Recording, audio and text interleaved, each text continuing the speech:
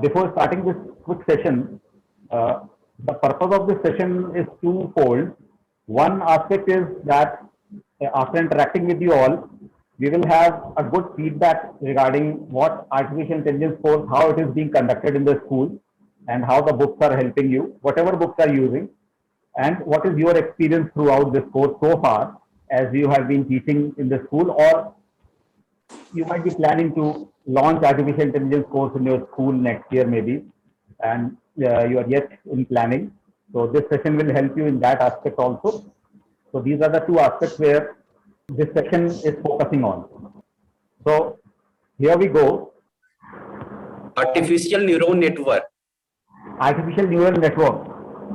Yeah. You want to know about it? And especially I want to know about neuron system, particularly the neuron system. Or the neuron system on which this entire ANN is based. You want to know about that actually?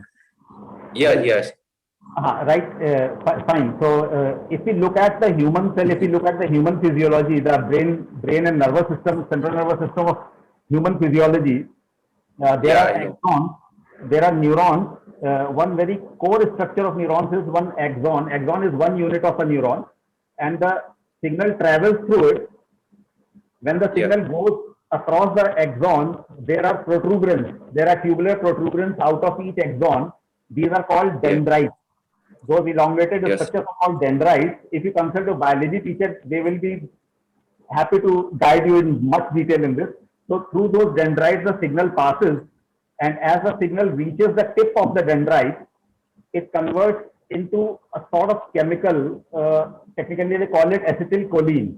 Acetylcholine is the chemical which reacts there, and all the signals then pass on to the tip of the dendrite of the other axon, the next axon. And through that dendrite, the signal passes on. So this is how what happens is axon to axon, axon to axon, through dendrite, the signal passes, the stimulus passes and reaches to the particular part of the brain, and brain senses it. And then whatever response signal generated by the brain, that travels back into the reverse direction. In a similar fashion, we have artificial neural network where outer layer cells are there, from where the input is taken. The hidden layers, the middle layers take that input, process it in some way, and then they pass it on to the outer layer or the output layer. So this is how it works. Sir, good afternoon. Good afternoon, sir. Yeah, tell me, sir. Sir, actually, I want to know about NLP. Natural language processing. Yes, yes. Well, that's a very vast field. What particular is your problem?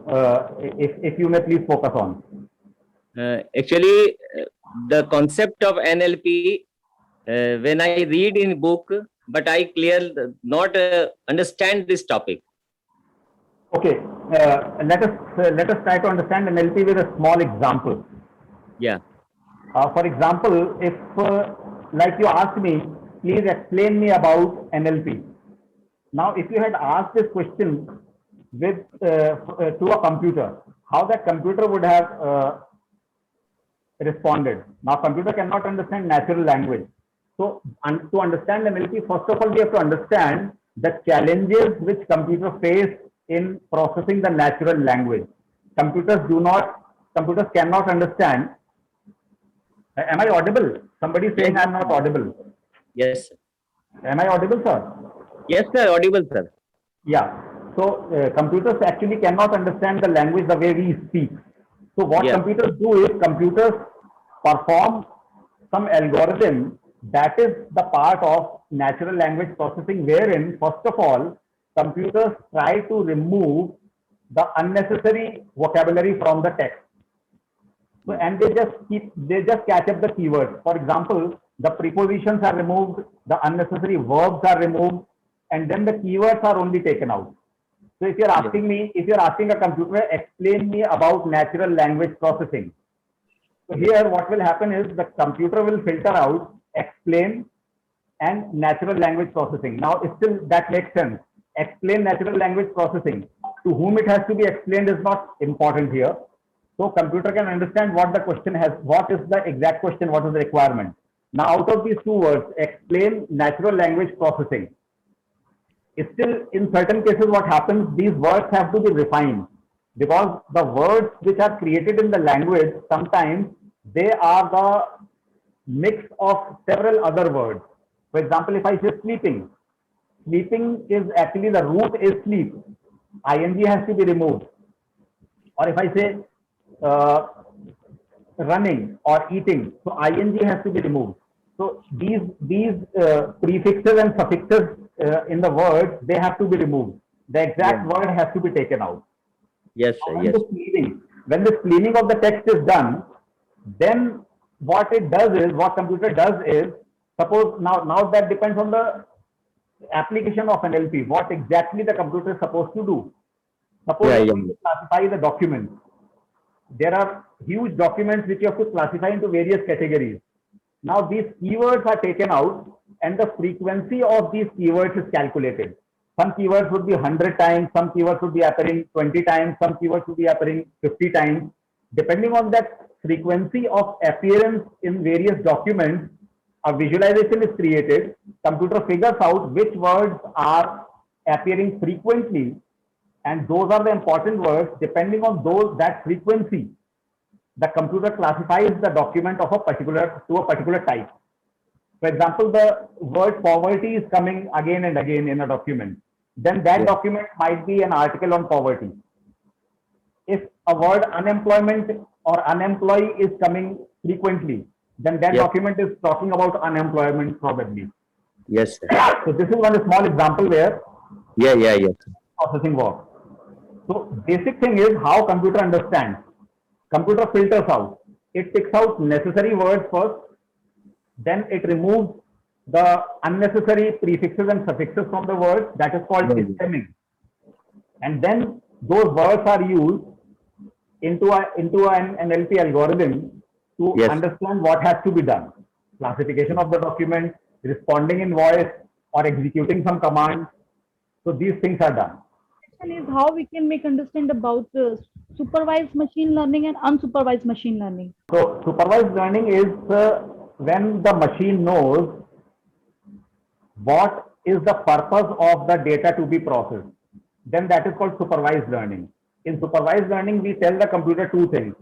Number one, we describe the data to be processed to the computer. Suppose I'm telling the computer to find out which will be the 5 toppers in next year, in next exam.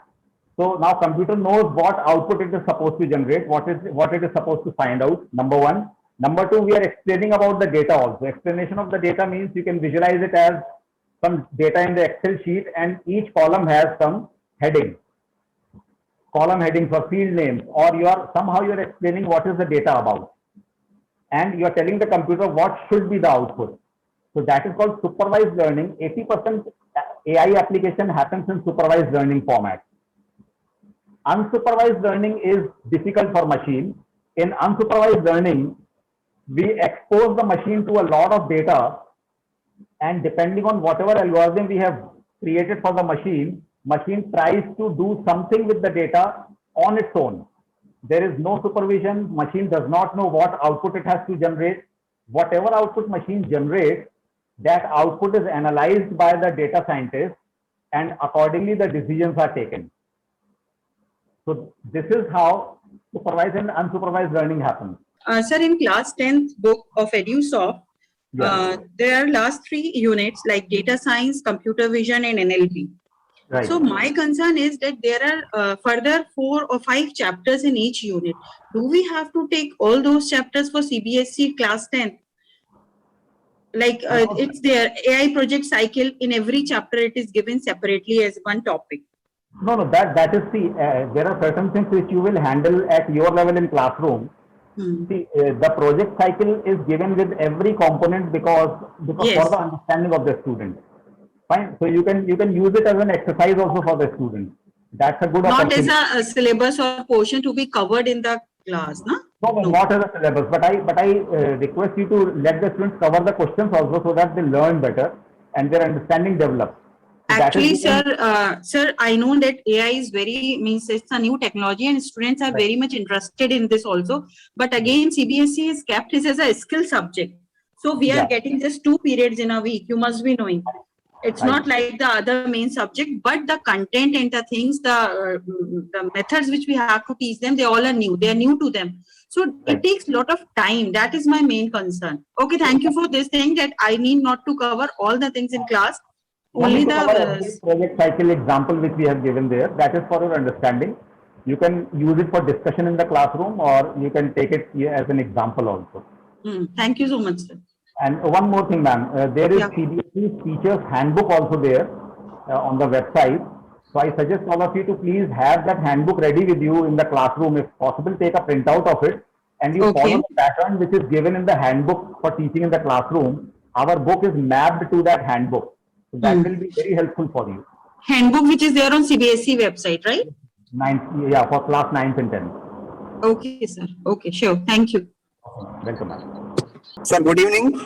Good evening, sir. Yeah, you please ask your question, sir. Sir, what is big data and AI? So quickly, let's understand big data. The answer lies in the term itself, big. That is, suppose, sir, if you and I are given a task by somebody, by Facebook owners, that okay, Mr. David and Mr. Rahul, you will Yes, sir. collect all the data which is occurring in 24 hours and report us daily how many people are liking Facebook and how many people are not liking Facebook. Now, for Yes, me sir. and you, sir, that is exactly impossible, because humanly it is not possible to collect all the data world over being generated in 24 hours and processing it. Even it is not possible for a traditional computer. Yes, sir. We need very fast processors which are connected in parallel and huge servers which should take in that data and process it. So that requires a lot of processing power, a lot of fast algorithms to do that. Yes, sir. So from this we understand big data. Big data, first of all, it is continuous. It is non-stop being generated at every moment. At any given moment, big data, the data is being generated on social websites, on internet, Yes, sir. Yes, by sir. various devices, by various computers. Yes, sir. And this data is very huge. Because of this continuous flow of data, it is very huge and it is almost difficult to process all of it. Yes, This sir. data is not in a clean stage. It's not in a clean state. This data is very dirty.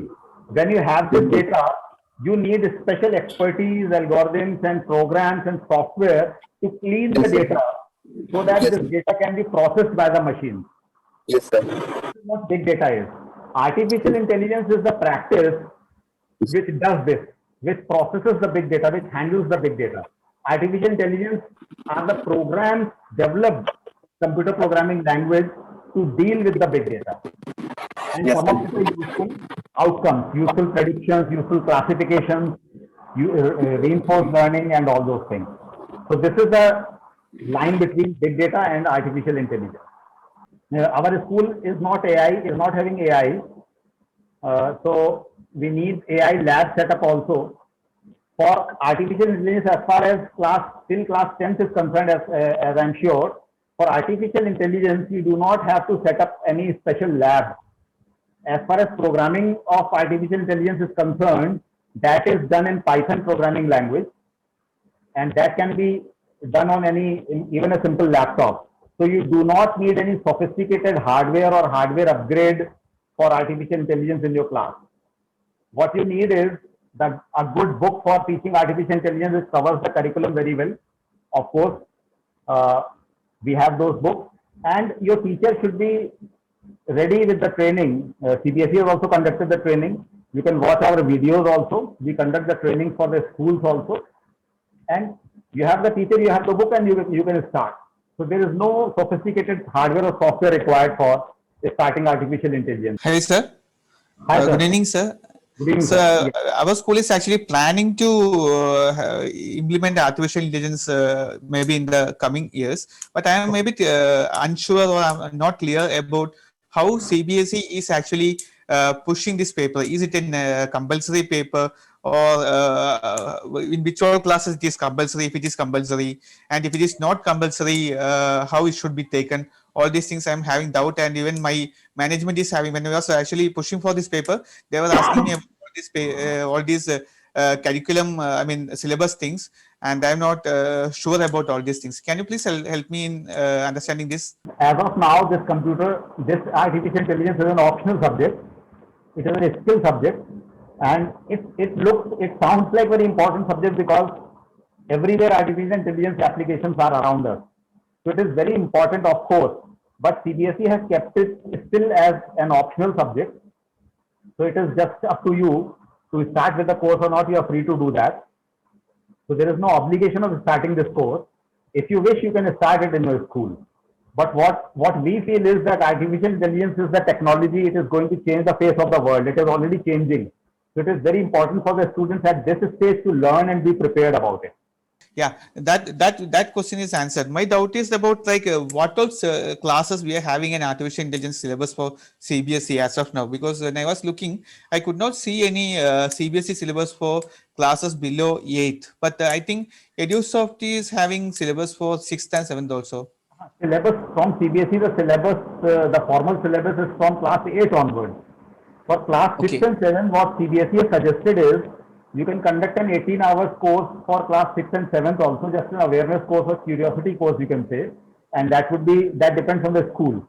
So looking at that, we created class 6 and 7 books also. Those are very plain and simple book. Even anybody, not even a person who knows little bit of computers can even take that course. Those books are so simple, and they have designed keeping the kids in mind. If you see, this is how the book looks like, just like a comic book cover.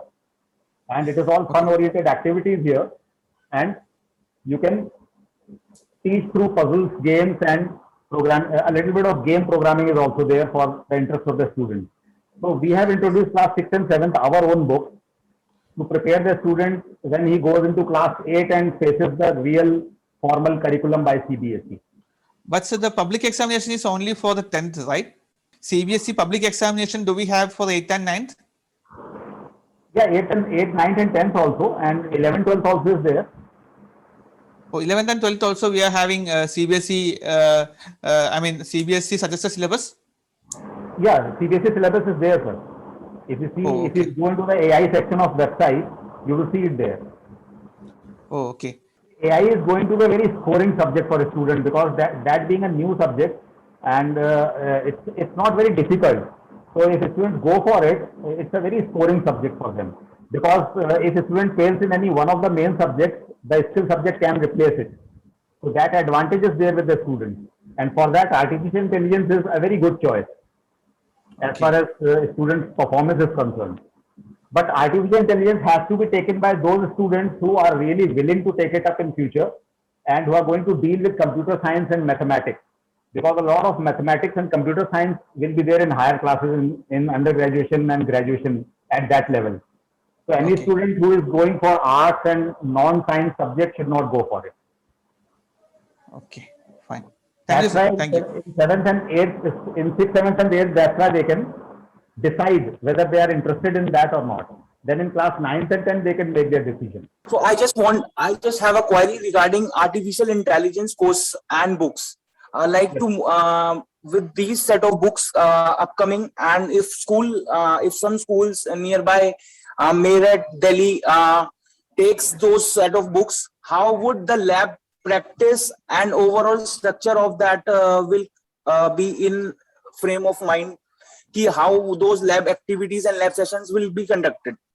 Because in computers, we are very well trained to conduct those lab sessions and lab activities in terms of overall education of a computer of a child. Yeah. But in terms of artificial intelligence, to make the students understand properly its use, its functionality, how would that process goes? Well, sir, in artificial intelligence, there are two aspects. One aspect is data science. Data science is the theoretical concepts and concepts to be done with paper and pen to work out the data, to work out various basic statistics, mean, mode, median, those kind of things. So for that, you don't need any kind of lab setup. That will be done in the classroom. That is one aspect. The other aspect is the programming part of that, which is very basic, and that is done in a programming language called Python according to the curriculum. So Python language can be installed on any simple computer and you can do it. You don't need any special preparation or any special software for it. would students will be able to adapt for that? Students will surely be able to adapt depending on two aspects. One is the teacher knows what the teacher is teaching and how the sessions are conducted. That is of course there. And Okay. second thing is we have to motivate the students towards taking it up. We have to Thank you so much, we have sir. to make the sessions very interesting and interactive. What I suggest is do not teach it as a theoretical subject. Yeah. You conduct only activities in the classroom, discuss Okay. with the students, come to the conclusion, and that's how the learning would happen. Do not take it up as a traditional subject chalk and board. What Right, you right, do is you come up with a story in the classroom, you come up with a scenario in the classroom, you come up with a Yeah. situation in the classroom, and tell Yeah. them this is the problem, guys. Today we are going to discuss how this problem has to be solved. This is the data which is related with the problem, and what conclusion you are going to reach. You discuss the conclusion Okay. and then you taper down to the learning outcome. So this is how Basically, like pointing the real life activities and real life situations, right? activity, yeah, real life situation, but very, very simple situations. Otherwise, the students will be confused.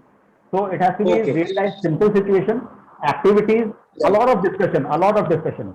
And what Okay. again I Thank- suggest, one more thing I suggest is at least 2 periods have to be joined together for the AI session. I don't think a 40-minute period would be sufficient. So 40-40. Okay. At least Okay. 1 hour teacher should be given for discussions and all. Yeah, right. Check your Combined timetable. classes would be combined classes would be a preferred option then, right? Yeah, and of course, since this is new for the implementers of CBSE, this is new for the students. Of course, this is new for the teachers also. So a Yes, lot sir. of preparation the teachers will have to do in this, and your Yeah, absolutely. statistics and your mathematics teachers can also help in it. What is the importance of artificial intelligence in our daily life? For this, I would like you to read a chapter in artificial intelligence in our book. That will help you more, and it has been described in a very interesting manner. If you read the first 3 chapters of the book, it will tell you the daily importance of AI in our daily life. I'll take a quick glimpse. When you tell Alexa to check your email, Alexa, please check my email. So Alexa takes out the keyword check email and checks your email and tells you what it is all about. When you go on social media, you get the advertisements which only interest you. That is the outcome of artificial intelligence. Artificial intelligence algorithms analyze your browsing data and figure out what kind of a personality and profile you are, what are your interests, what are your dislikes, and accordingly, they target you with some sort of advertisement, which is in 80% cases useful for you.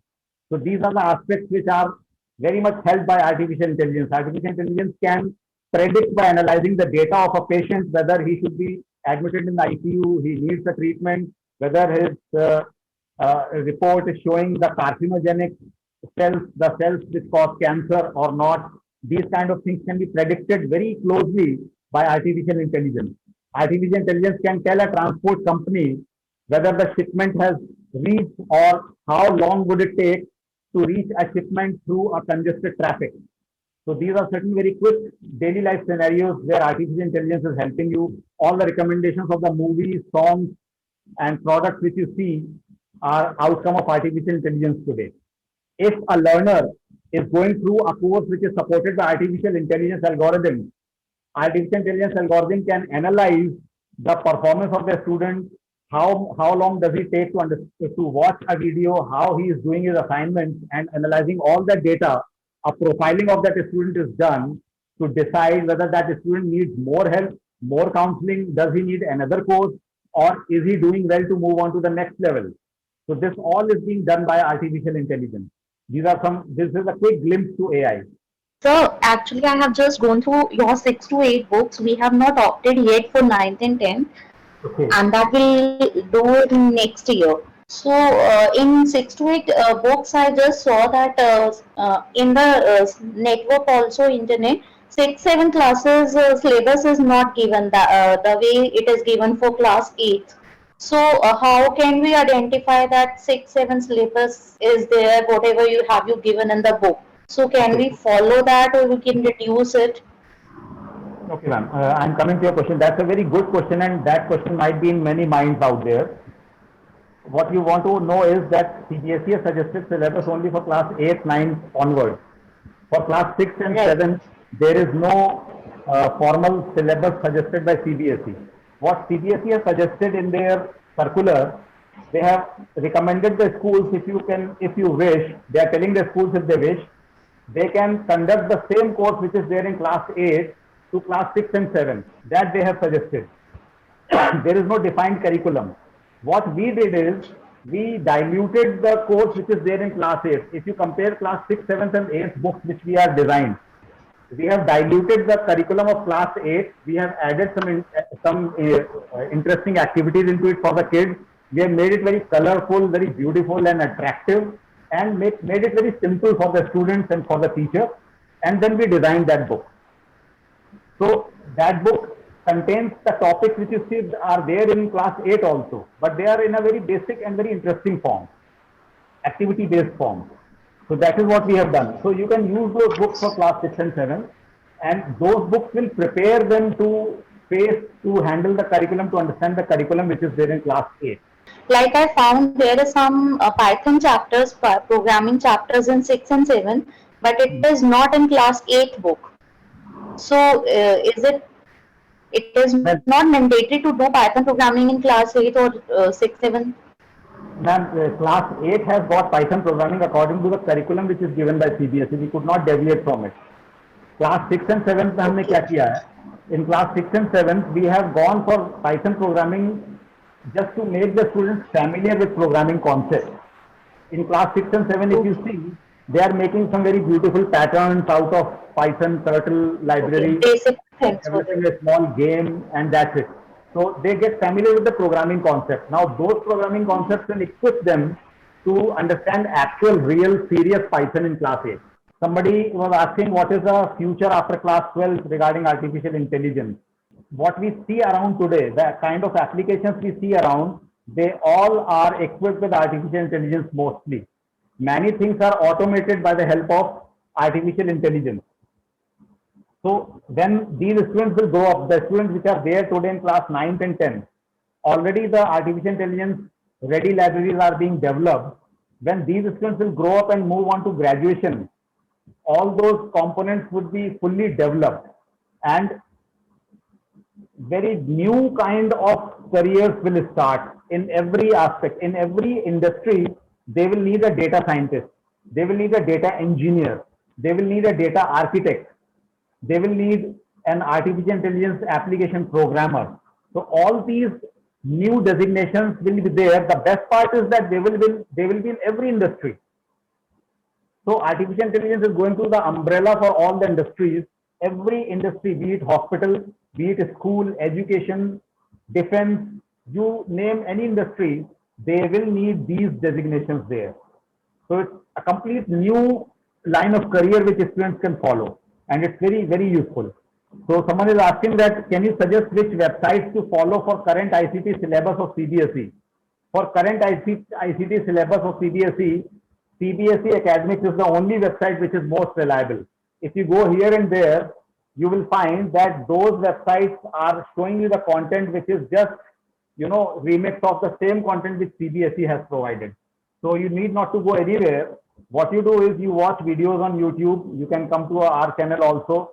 CBSE also conducts the trainings at times. Go for those trainings, send your teachers there, and keep a watch on CBSE Academics website. That is the most authentic source of information. How to conduct teaching in the classroom.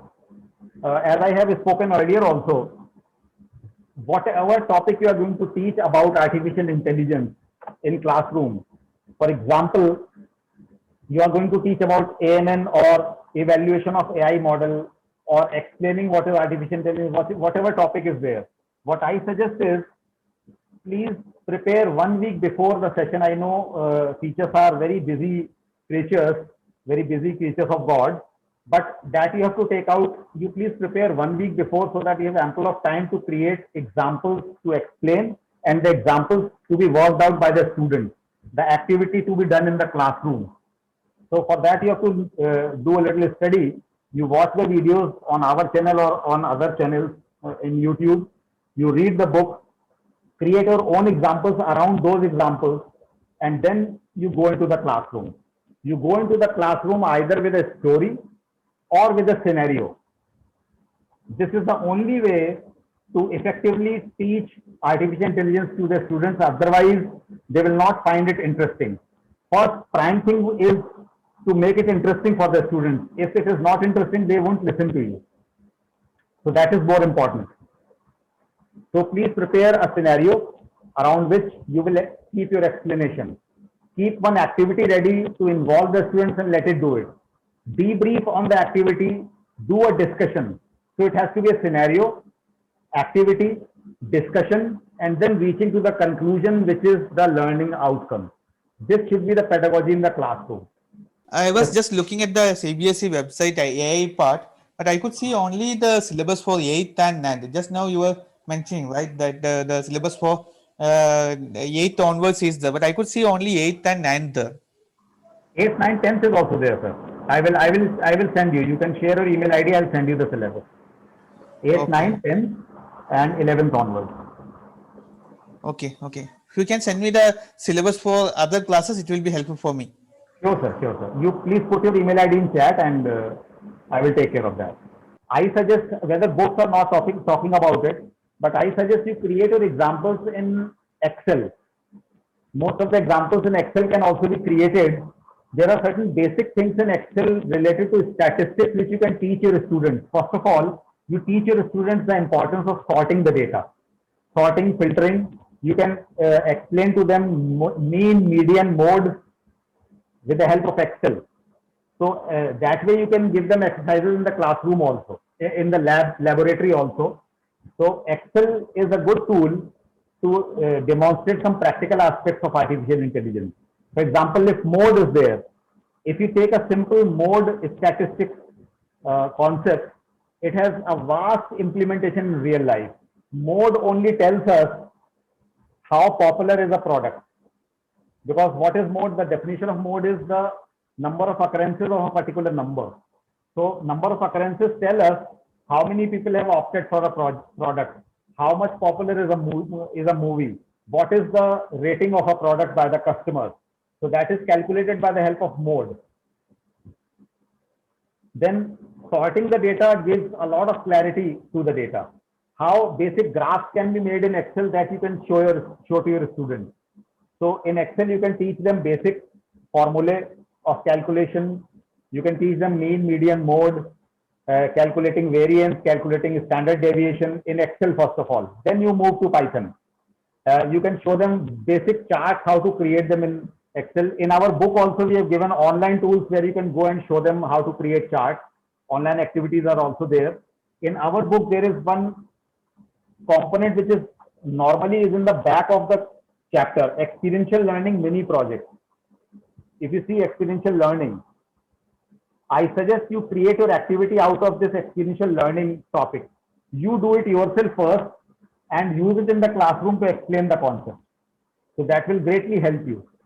Okay, will you provide any demo class for teachers that how to conduct activities? Okay, I have made a note of it, Yogita ma'am. That's a good suggestion. What I will do, either I will create a video and share it with you so that it helps everyone, or we might go for a live session to show you how to conduct an AI activity in the classroom. That's a very good idea, and I will come up with this very, very soon. Can we get a small AI project based on Python for the students to work on? As far as projects are concerned, I can give you more projects. Projects are given at the end of the book also. You can pick it up. The moment you cover that chapter which addresses that project, you can allocate that project to the students. It is not necessary that you do the project in the very end of the book. As you move on into the course, whatever is covered, it's better you assign this project to the students so that they start working little bit on the project right from the beginning. Still, more projects can be given to you, of course, that we will quickly arrange and give it to you. Give me a few days and some more AI projects will reach you. So a demo session will happen. Some more AI projects will reach you. More activities we will create for you and share with you. Multiple choice question bank we are working on creating it, and that will reach you also. So all these things you will get, of course, from EduSoft. So my first question is this, what kind of practicals we can done with the class 12 AI students? Because in my school from last year, in the class 11, as a skill subject, AI is being taught. Okay. Ma'am, Which type of practical activities we can done with the AI students in class 12? Ma'am, number one, I